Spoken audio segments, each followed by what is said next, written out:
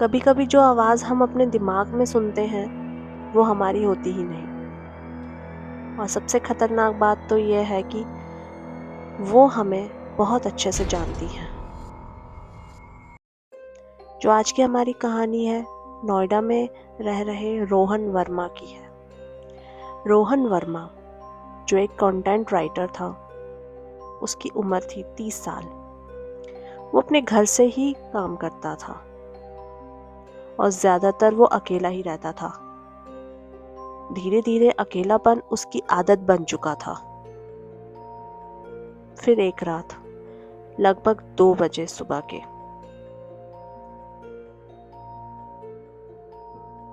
Rohan laptop पे काम कर रहा था।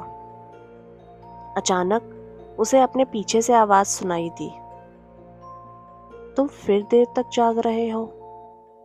रोहन एकदम से पलटा, पर पीछे कोई नहीं था। उसने सोचा कि वो थक गया है, इसलिए उसे ये सब सुनाई दे रहा है,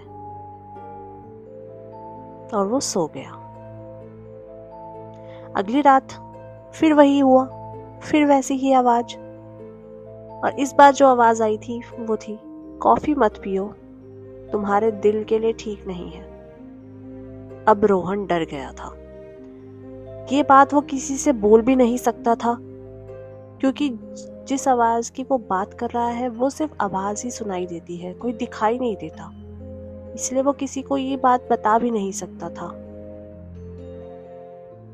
अब ये आवाज हर दिन आने लगी और उसे बोलने लगी और उसे बताने लगी कि किससे बात करनी है, किससे बात नहीं करनी है, क्या खाना है, क्या पहनना है, क्या पीना है, ये सब वो उसे बताने लगी। और अजीब बात तो ये थी, वो आवाज जो भी कहती थी वो सब सही होता था।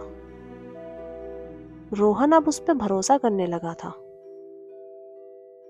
फिर अचानक से एक दिन आवाज बोली, दरवाजा मत खोलना। उसी वक्त डोरबेल बजती है। रोहन नहीं उठा। बाद में पता चला कि बिल्डिंग में चोरी हुई थी। अब उसे यकीन हो गया था, आवाज उसे बचा रही है। अगले दिन आवाज धीरे धीरे करके बदलने लगी। अब वो कहने लगी, कुछ लोग तुम्हारे लिए खतरा है। तो रोहन ने लोगों से अपना रिश्ता ही खत्म कर लिए, अपना फोन बंद कर लिया, काम छोड़ दिया। सिर्फ वही आवाजें उसकी दुनिया बन गई धीरे धीरे। अब वो ना लोगों में मिलता था ना जुलता था, वो सिर्फ उस 4 दीवारी के अंदर बंद सा गया था और वो उन आवाजों के साथ ही अपनी पूरी जिंदगी बिताना चाहता था। और अचानक से एक दिन रात में आवाज से पूछा, तुम्हें याद है 5 साल पहले तुमने उसे क्यों छोड़ा था?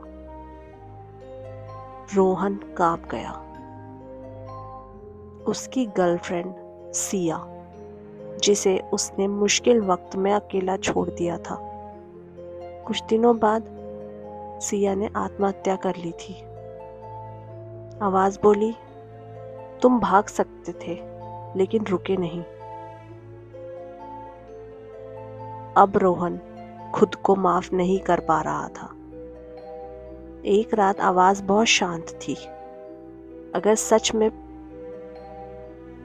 प्रायश्चित करना चाहते हो तो आज खिड़की खोलो। रोहन 12वीं मंजिल पर था। वो खिड़की तक गया। आवाज अब उसकी अपनी लग रही थी।